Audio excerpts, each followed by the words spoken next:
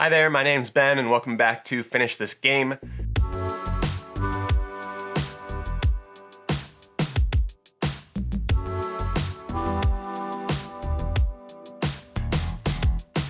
This series is all about giving you small design tips that will help you in your game design process. So these are going to be quick, just little ideas to kind of add to your repertoire to help your process get better and better as you continue designing games.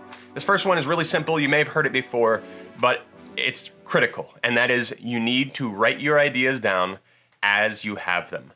So here's the scenario. This has happened to me for sure. You're going to bed and you have a game idea, and you think to yourself, you know, this is a good idea, I should keep thinking about this, right? Really flesh it out in my mind before committing to writing something down. You go to sleep, you wake up the next morning, and poof, right? It's gone. You don't have it anymore, and it's disappeared. There's no way to get it back.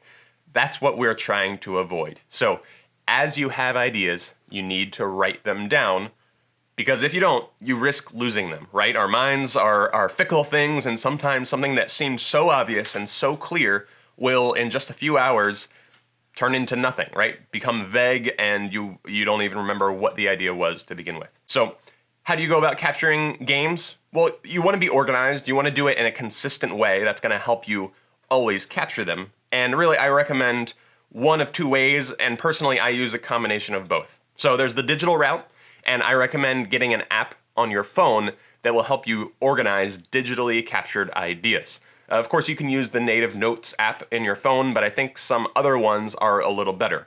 I know many people use Evernote for something like this, and this is great because you can type out ideas, you can draw ideas, you can even just capture an audio note where you describe your idea. Those can all be great options. Personally, I use Trello. Trello is a very fluid kind of workflow or board-making app where you can organize thoughts, and I've used it for years. I have all my game ideas stored in there. I like that it's app-based as well as web-based, so I can access it wherever I'm at. It's really everything I need, and I like how it works, so I've been using that for a long time.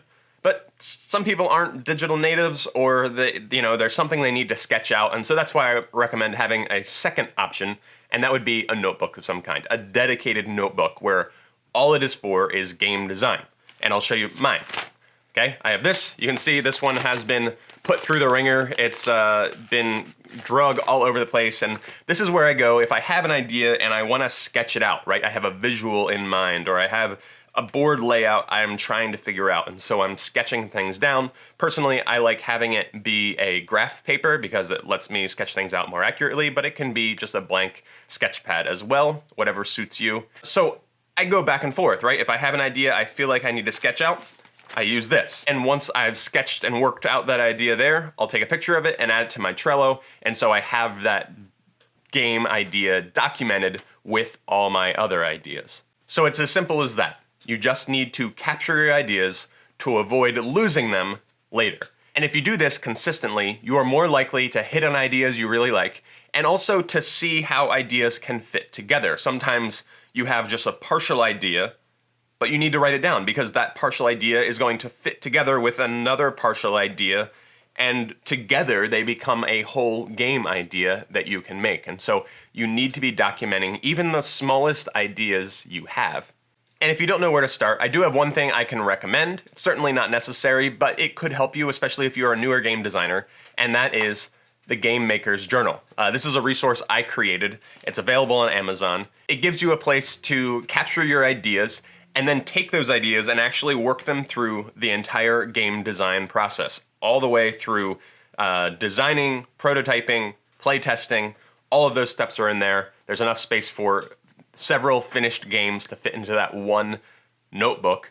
And so if you want a solid footing to really start from, you want the tips and the guidelines that are in there, that's a really great option for you as well. But of course, a regular old notebook is a great place to start as well. The key is that you actually start writing down your ideas in a consistent way, in a way you can always find. So that's all I have for this tip. I hope you'll join me for some of the Finish This Game projects together, where we are actually taking the skeleton of a game and working through it, and you are deciding how to finish it on your own. It's a really great way to be leveling up your skills and to be learning what it really takes to finish a game. I'll see you in the next video.